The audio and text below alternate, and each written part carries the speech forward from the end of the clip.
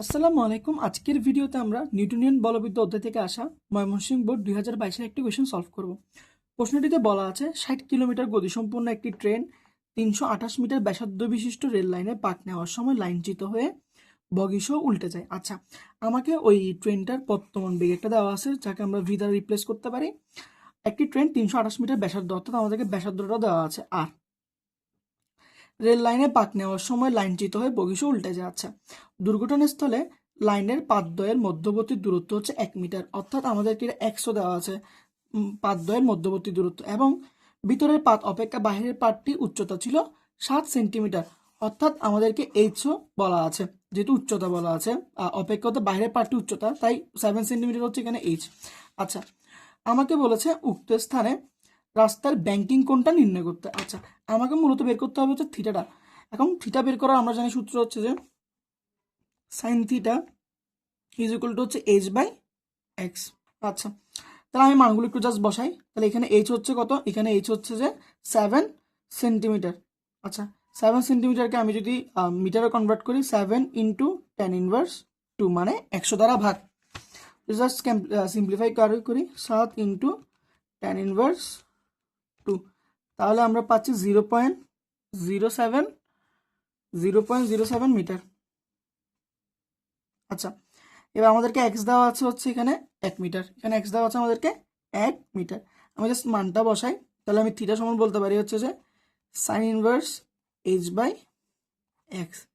আচ্ছা, তাহলে আমি জাস্ট মানগুলো বসাই। সাইন ইনভার্স এইচ এর মান আমরা জানি এখানে 0.07 আর এক্স এর মান হচ্ছে 1, তাহলে আমরা পাচ্ছি অ্যাঙ্গেল হচ্ছে যে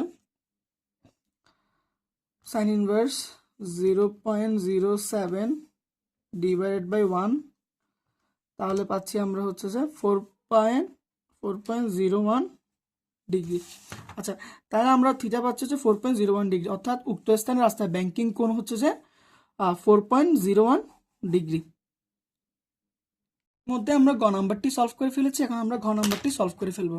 ঘ নাম্বারটিতে বলা হয়েছে যে রেল দুর্ঘটনার কারণ গাণিতিকভাবে ব্যাখ্যা করা, অর্থাৎ যে ট্রেন সহ বগিটা উল্টে গেছে ওইটা হওয়ার কারণটাকে আমরা এখন ব্যাখ্যা করবো গাণিতিক উপায়ে। আচ্ছা, গতে আমরা পাই থিটা সমান হচ্ছে 4.01 ডিগ্রি। আচ্ছা, ট্রেনটা গতিশীল ছিল হচ্ছে 60 কিলোমিটার পার আওয়ার বেগে। আচ্ছা, আমি জাস্ট 60 কিলোমিটার পার আওয়ার বেগে আগে মিটার পার সেকেন্ডে কনভার্ট করি, তাহলে পাবো 60 ইন্টু 1000 ডিভাইডেড বাই 3600।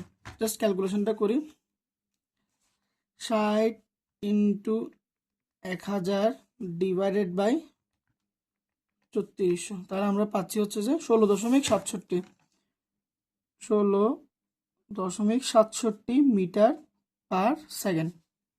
আচ্ছা, আমাকে রেল দুর্ঘটনার কারণটা ব্যাখ্যা করতে বলছে, আমরা থিটাও জানি। আচ্ছা, আমি যদি ওই রাস্তার মানে যে বাঁকটা দিয়ে সে আসতেছিল ট্রেনটা, সে ট্রেনটার মানে ওই রাস্তায় যদি সর্বোচ্চ বেগটা বের করতে পারি, তাহলে বুঝতে পারবো যে দুর্ঘটনার কারণটা কি।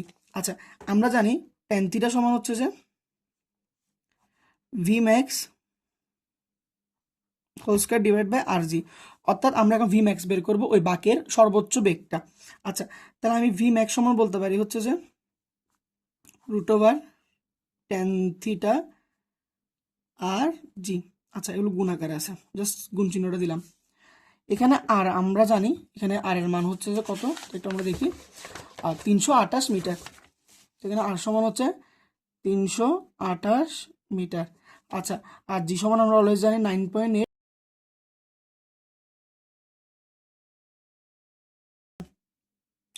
জাস্ট আমরা মানগুলো বসাই।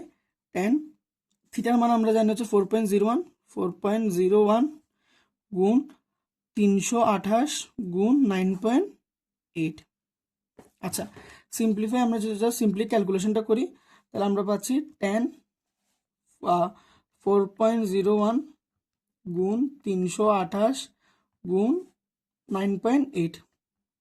আচ্ছা, তাহলে আমরা পাচ্ছি যে 15.01 মিটার পার সেকেন্ড। আচ্ছা, ওই রাস্তার সর্বোচ্চ বেগ হচ্ছে যে 15.01, কিন্তু ওই ট্রেনটি চলছিল হচ্ছে 16.67 এমএস ইনভার্স 1 বেগে।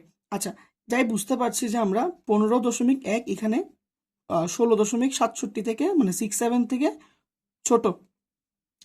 ওই রাস্তা সর্বোচ্চ বেগ ছিল হচ্ছে 15, 15.01, যা হচ্ছে যে 16.67 থেকে ছোট।